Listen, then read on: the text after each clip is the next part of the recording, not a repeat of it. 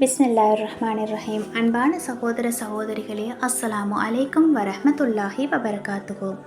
சதகா என்பது தானம் அல்லது தர்மம் என்று பொருள்படும். இது ஒருவரின் செல்வத்தை அல்லாஹ்வின் பாதையில் செலவழிப்பதை குறிக்கின்றது.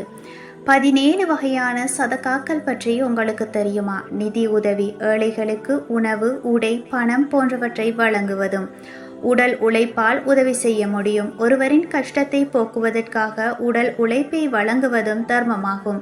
உதாரணமாக, ஒருவரின் சுமையை தூக்க உதவுவது அல்லது வயதானவர்களுக்கு உதவுவதும் தர்மமாகும். சொற்களால் உதவுதல், ஒருவருக்கு ஆறுதலாக பேசுவதும் தர்மமாகும். நல்ல வார்த்தைகளை பேசுவது கூட தர்மமாகும். கல்வி உதவியாக, ஏழை குழந்தைகளுக்கு கல்வி கற்க உதவி செய்வதும் தர்மமாகும். மருத்துவ உதவியாக, நோயாளிகளுக்கு மருத்துவ உதவி வழங்குவதும் தர்மமாகும். சமாதானம் செய்தல், இருவருக்குள் சண்டை இருந்தால் அவர்களை சமாதானம் வைப்பது கூட தர்மமாகும்.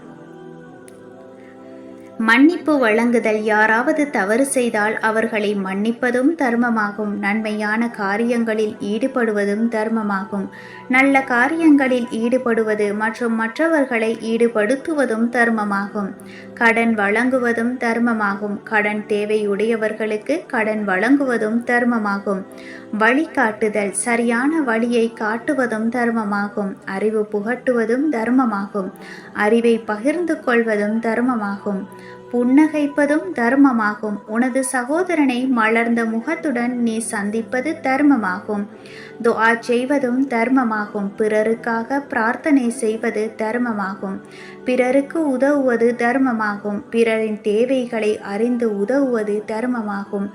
பொறுமையாக இருப்பது, கோபத்தை கட்டுப்படுத்தி பொறுமையாக இருப்பதும் தர்மமாகும். அடக்கமாக இருப்பது, ஆணவமின்றி பணிவுடன் இருப்பது தர்மமாகும்.